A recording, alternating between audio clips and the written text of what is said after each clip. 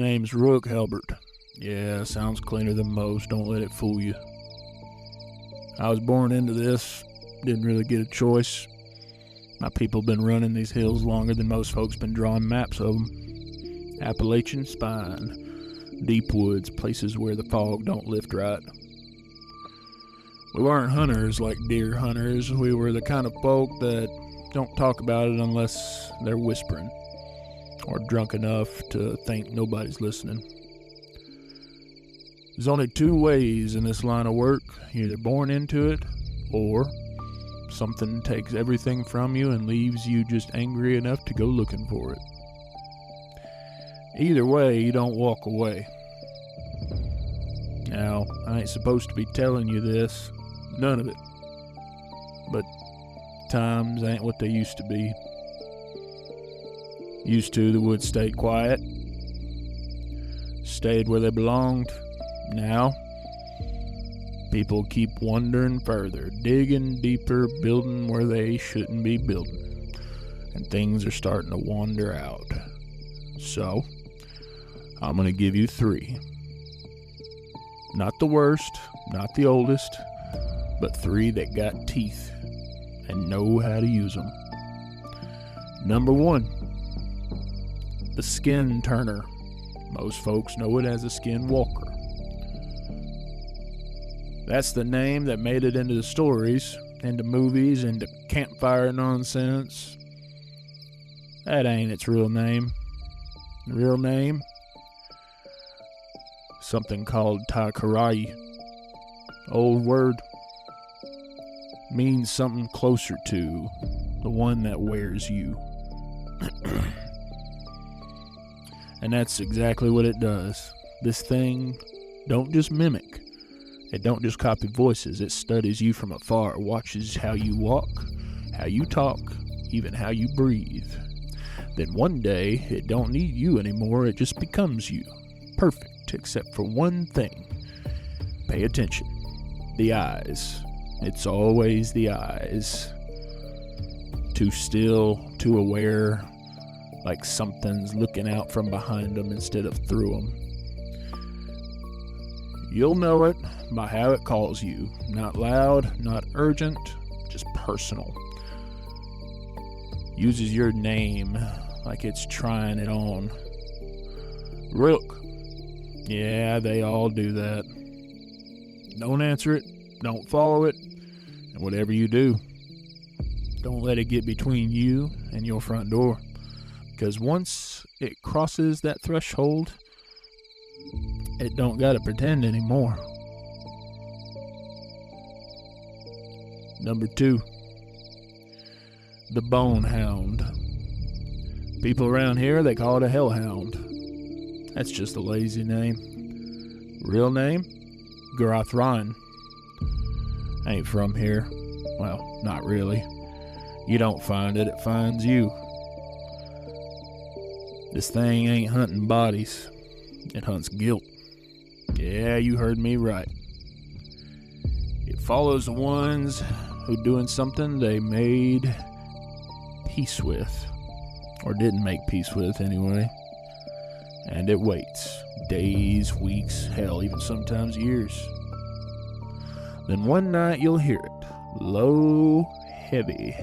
That growl that don't sound like it's coming from outside, but somewhere between your ribs. That's how it starts. Then you see it. Big, lean, a little too lean.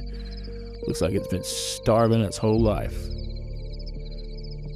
Just now caught your scent. Eyes burning red hot, not yellow, just not right. Like coals that ain't supposed to be alive. And its teeth, good lord, too many. Stacked wrong, like it grew in a second set. Just in case the first didn't finish the job. It don't chase, it walks slow and steady.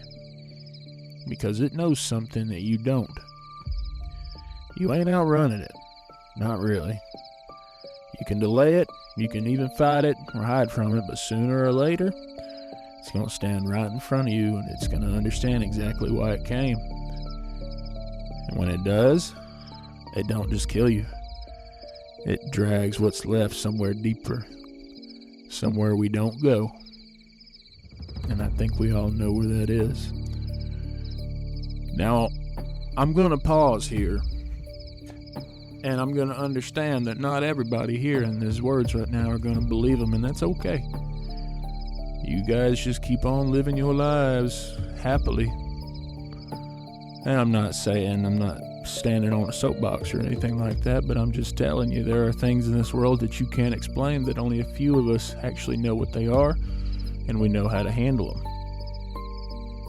I don't have to tell you all this, and you don't have to listen. You don't got to believe me. But those of you who take this kind of stuff seriously, listen up, because these little tidbits of information might just save your life one day.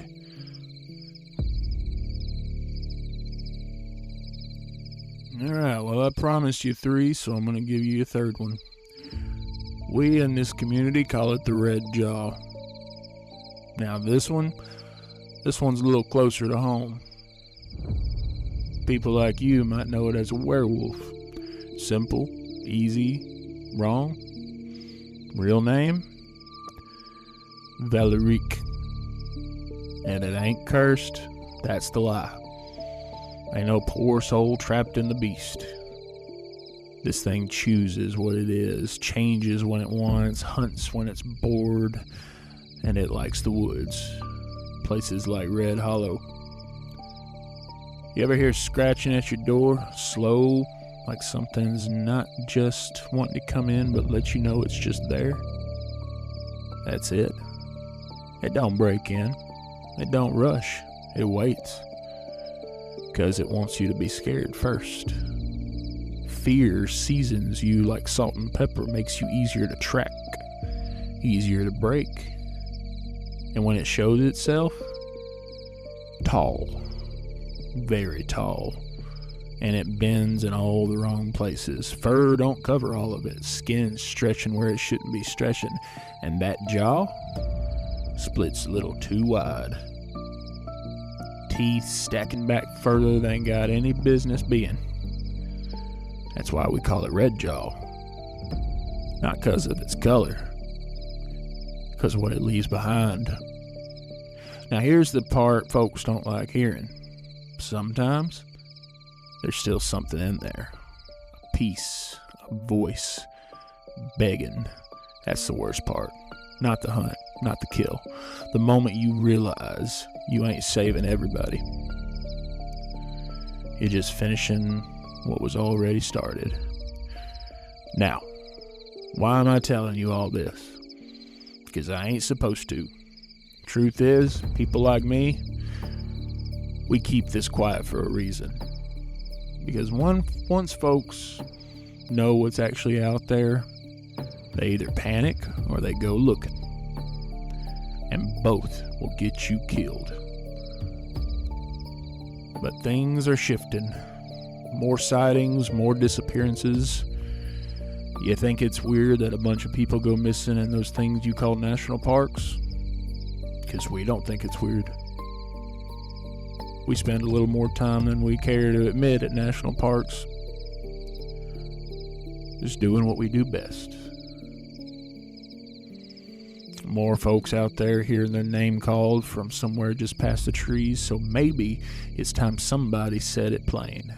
These things, they ain't just stories, they ain't legends, and they sure as hell ain't rare. They're just patient. And if you live long enough and wander far enough, or hurt bad enough, you'll cross one.